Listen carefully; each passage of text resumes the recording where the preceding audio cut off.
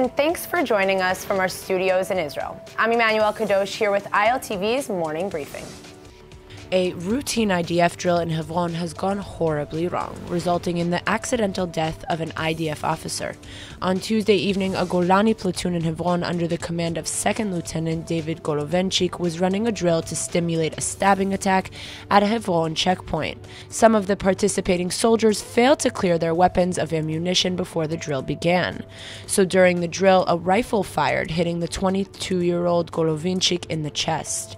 Although a helicopter took him to the hospital, he later died of his wounds. Golovenchik is survived by his 4 siblings and his parents and will be buried today at the Mount Herzl Military Cemetery in Jerusalem.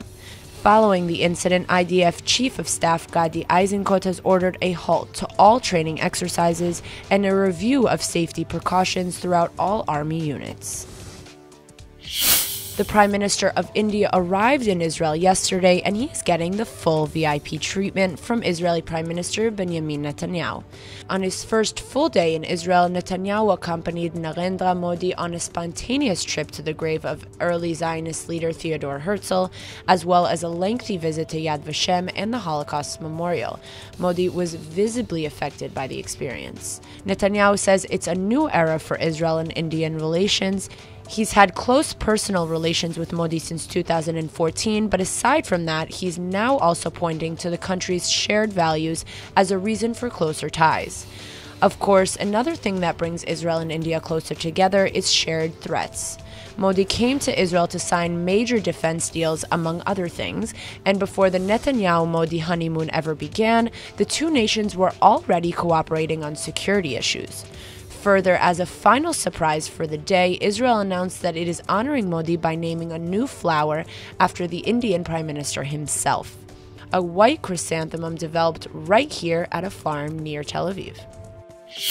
Germany is now seeking applicants for the Shimon Peres Prize that is given to individuals who have helped shape German-Israeli relations. The German-Israeli Future Forum and Germany's Foreign Ministry are looking to award one German and one Israeli 10,000 euros, a little more than $11,000 for their contributions. The new award was announced by newly installed German President Frank-Walter Steinmeier in Jerusalem 2 months ago, and it is, quote, meant to honor professionals and executives who have made an outstanding contribution to shaping of German-Israeli relations, particularly through scientific cooperation, artistic collaborations, and various German-Israeli exchange projects. Peres, who the award is named for, served as the Prime Minister of Israel from 1995 to 96 and later as President from 2007 to 2014. He passed away in September of last year. The heat over the past 3 days has been genuinely brutal here in Israel, and now nearly 600 people have been treated due to heat-related incidences in that time. According to the Magen David Adom, earlier this week, a 55-year-old woman was taken to Be'er-Sheva's Soroka Medical Center in serious condition from a heat stroke, for example. Israeli news outlets are reporting she ran out of water while on a hike near the southern city of Arad, but even much less active people have suffered as well. More than 275 people reported feeling weak, 256 physically fainted, and 51 were dehydrated. And honestly, how can one not be? Although the heat wave kept temperatures at an uncomfortable temperature of 40 degrees Celsius or 104 degrees Fahrenheit, a drop back to more manageable level is expected on Wednesday. And summer is only just starting here in the Holy Land, so everyone make sure to keep hydrated.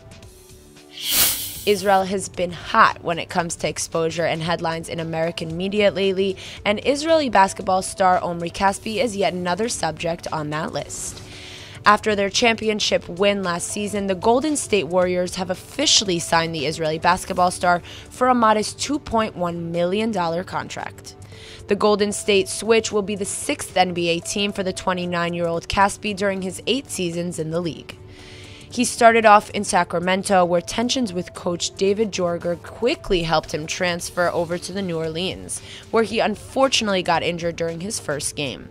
By the end of that season, he was signed with Minnesota, which didn't leave much of a mark on his career, and that finally led him to the Warriors. It's no surprise that Stephen Curry and Kevin Durant signed a new contract with the Warriors over the summer as well, making this team seem like they could win another championship. But guess we'll have to wait and see. That's all for now. I'm Emmanuel Kadosh, and see you later with our main daily broadcast from Israel at 2 p.m. Eastern Time.